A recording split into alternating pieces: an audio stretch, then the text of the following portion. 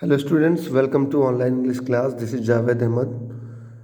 I am going to make the explanation of the poem An Elementary School Classroom in a Slum by Stephen Spender. This poem is highlighting the miserable condition of the slum children. So let's have the explanation. Far, far from the gusty waves, these children's faces, like rootless weeds, the hair torn around their pallor, far, far from gusty waves. Gusty means stormy waves. Far, far. These children are very far away from the gusty waves. हवादार जो झोंके होते हैं, झोंकेदार हवा जो होती है, लहरें होती हैं, उनसे ये बहुत दूर है. They are like rootless weeds. Root मतलब जड़ विहीन, वीड्स मतलब होता है अनवांटेड प्लांट्स, खरपतवार जिसको लोग निकाल दिया करते हैं, उखाड़ दिया करते हैं. लाइक रूटलेस वीड्स, यहाँ पर सिमिली है देखिए. The face the hair, it has been compared to rootless weeds. The hair torn around their pallor, उनके पीले चेहरों पर. अनकॉम जो हेयर है, उलझे हुए बाल हैं, वो लटके हुए हैं. वो किसके समान है? वो वीड्स के समान है, अनवांटेड प्लांट के समान है, मुरझाए हुए हैं. The tall girl with her weighed down head, the paper seeming boy with rat's eyes. The tall girl, एक लंबी लड़की है, वो अपना चेहरा, वो अपना सिर जो है वो झुकाए हुए बैठी है. She has got a heavy headache. Paper seeming boy, कागज़ के समान प्रतीत होने वाला जो बालक है, उसकी जो आँखें हैं वो चूहे के समान छोटी छोटी आँखें. पेपर सीमिंग बॉय मेटाफर है यहाँ पर. The stunted, unlucky heir of twisted bones reciting father's gnarled disease. The stunted. Stunted मतलब होता है they are not fully grown due to malnutrition. क्योंकि ऐसे बच्चे कुपोषित होते हैं. अनलकी मतलब होता है अभागे. एयर मतलब होता है उत्तराधिकारी. ट्विस्टेड बोन्स, मुड़ी हुई हड्डियों वाले, हड्डियाँ कमज़ोर होती है तो मुड़ जाती हैं उनकी. रिसाइटिंग अ फादर्स नार्ड डिजीज़, अपने पिता की जो उन्होंने अपने विरासत में मिली हुई जो बीमारी है उसको कंटिन्यू कर रहे हैं. तो जो माल न्यूट्रिशन, जो अभागे, जो उत्तराधिकारी हैं, जिनकी मुड़ी हुई हड्डियाँ हैं, they are following the hereditary inherited disease of their fathers. क्योंकि उनके फादर भी, उनके पेरेंट्स भी गरीब थे, माल न्यूट्रिशन थे, तो they had the same disease. They are also following, they are also carrying on. Next, his lesson from his desk at back of dim class, one unnoted sweet young. His eyes live in a dream of squirrels game in tree room. Other than this, अब classroom में बैठे हुए बच्चे हैं और उसमें से एक डिम क्लास है उनकी, प्रॉपर लाइट वहाँ पर नहीं है क्लास में. अननोटेड स्वीट एंड यंग, एक छोटा सा प्यारा सा बच्चा बैठा हुआ है जो कि ध्यान नहीं दे रहा है, अननोटेड है, मतलब he is not aware what is going on in the classroom. उसकी जो आँखें हैं वो स्वप्न देख रही हैं एक तरह से, और वो बाहर स्क्वायरल्स को देख रहा है. स्क्वायरल की जो ट्री रूम यहाँ पर है, पेड़ पर उनका जो घर है उसको देख रहा है. तो जो बच्चा है, the sweet boy, young one, he is not paying attention at the classroom and he is looking outside through the window and enjoying.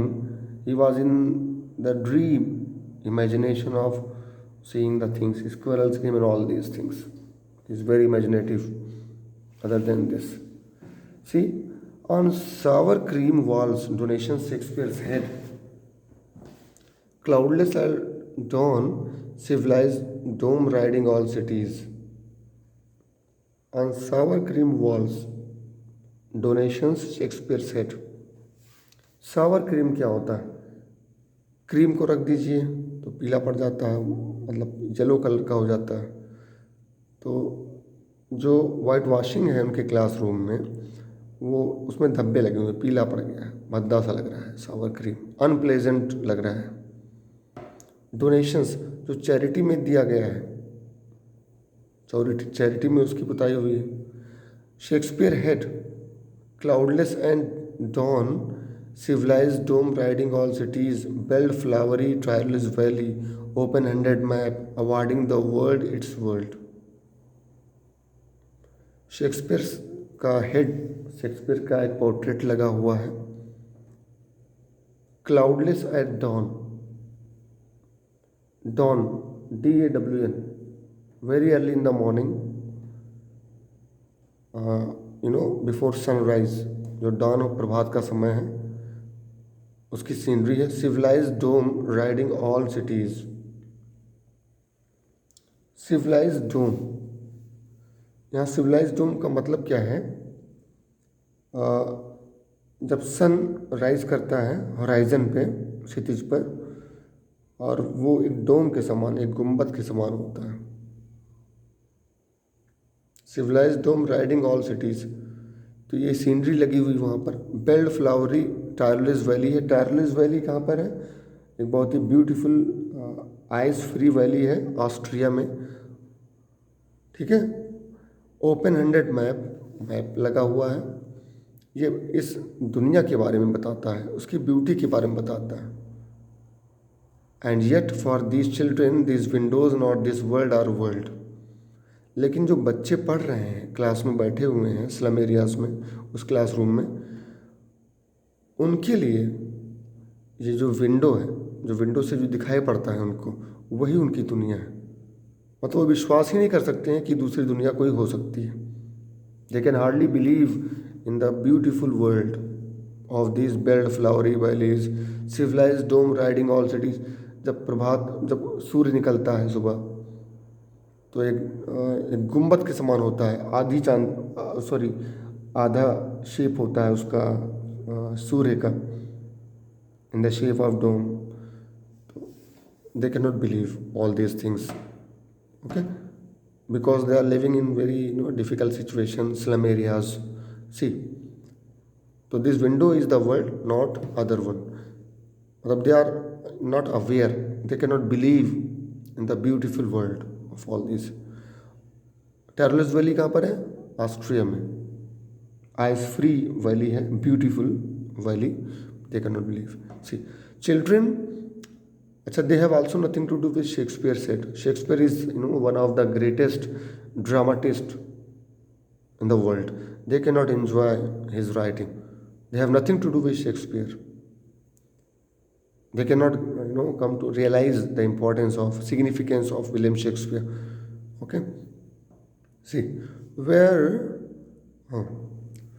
all their future is painted with a fog, a narrow street sealed in with a lead sky, far, far from rivers, capes, and stars of words. Where, जहाँ पर वो रहते हैं,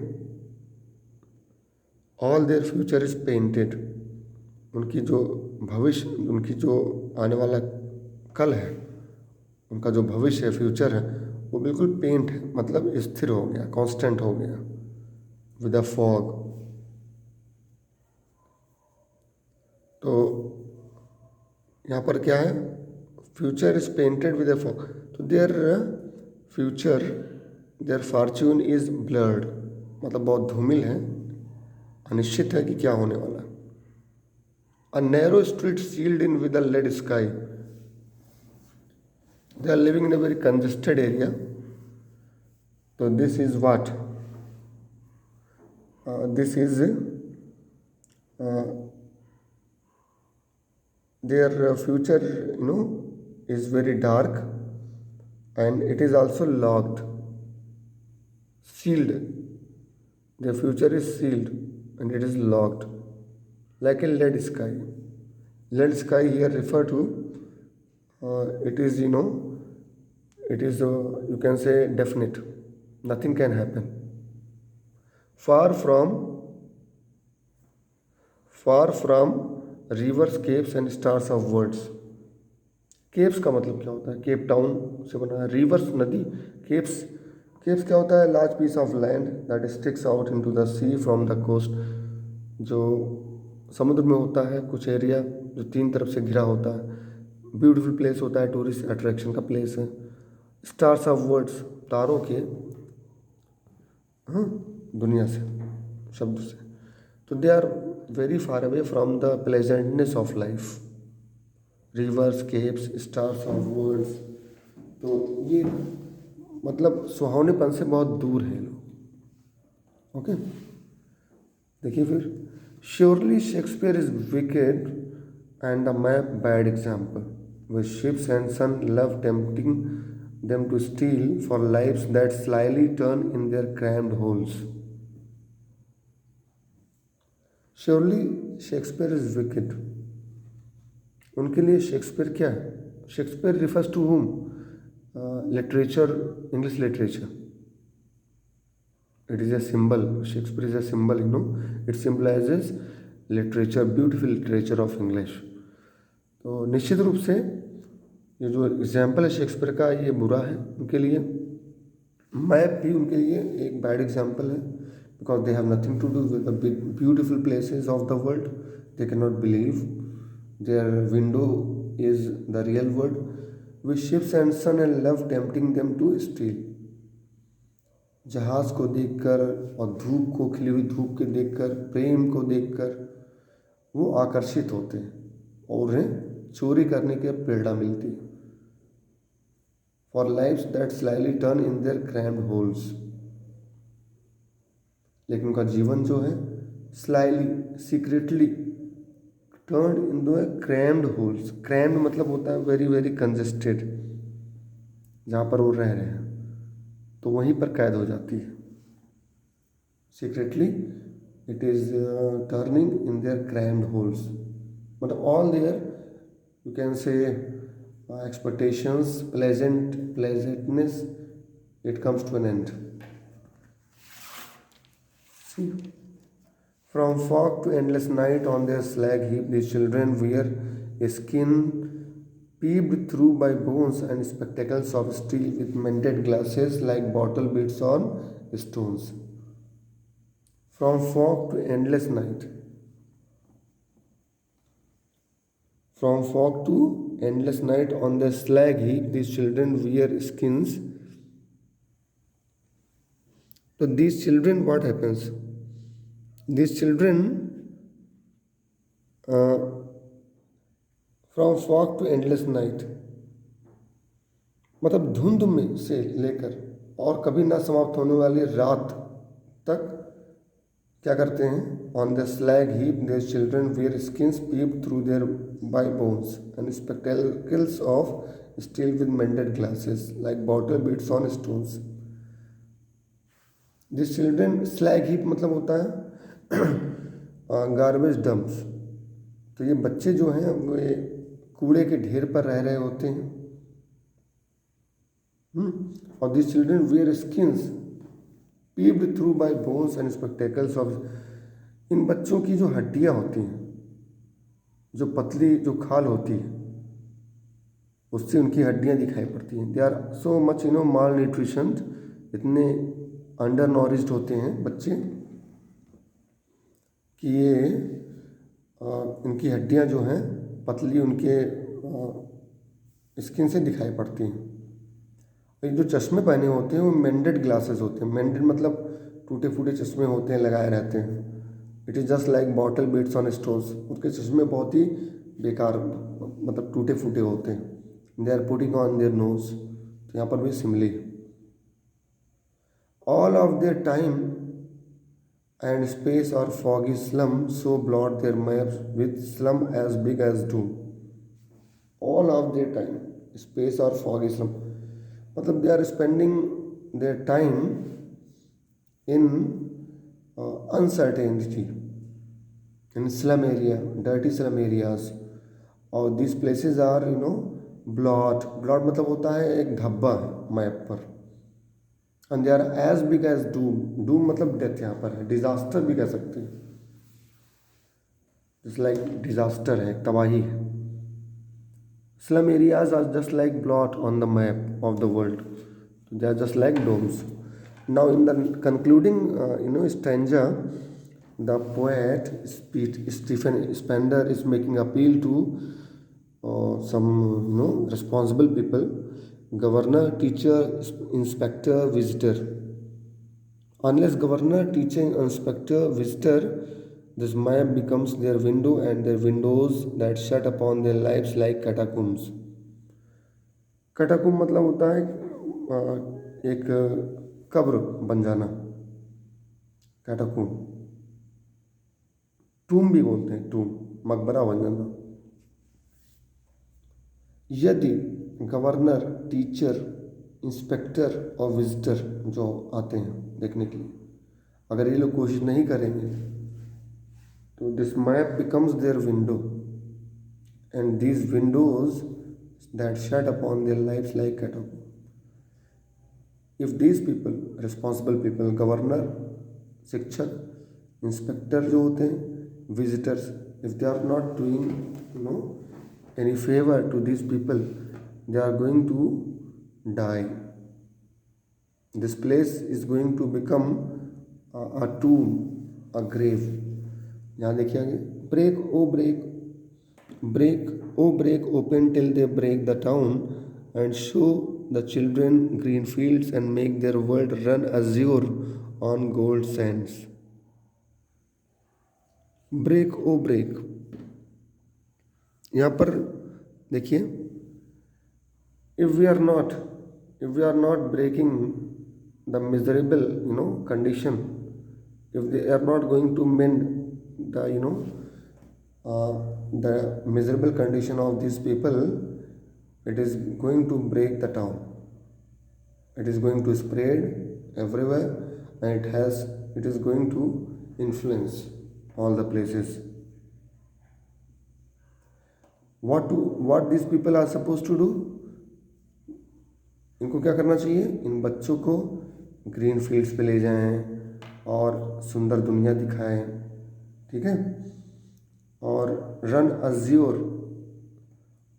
और इनको आकाश मतलब वहाँ gold Sands में ले जाएं, रेगिस्तान में, ठीक है, और जहाँ पर नीले आसमान के नीचे उनको ले जाया जाए, इनको दिखाया जाए, और and let their tongues run naked into books, और उनको अच्छी किताबें दी जाए पढ़ने के लिए, पढ़ना सिखाया जाए, ठीक है. They should be provided good books to read. The white and green lips open, and they should be given the pleasant situation, all these. Last में कहा गया, history is theirs whose language is the sun. History is theirs whose language is the sun. What does it mean? इसकी literal meaning क्या है? कि इतिहास उन्हीं का होता है जिनकी भाषा जीवित होती है. इतिहास उन्हीं का होता है. The people those who are capable, those who are dominant. Who are dominant? Those who are educated. whose language is the sun means whose language मतलब they should be provided education in their own language. They should be taught, they should be helped to get educated so that they can have good places. They could have a very respectable position in society, and they should be remembered, they should be identified in history. So that is all. Thank you.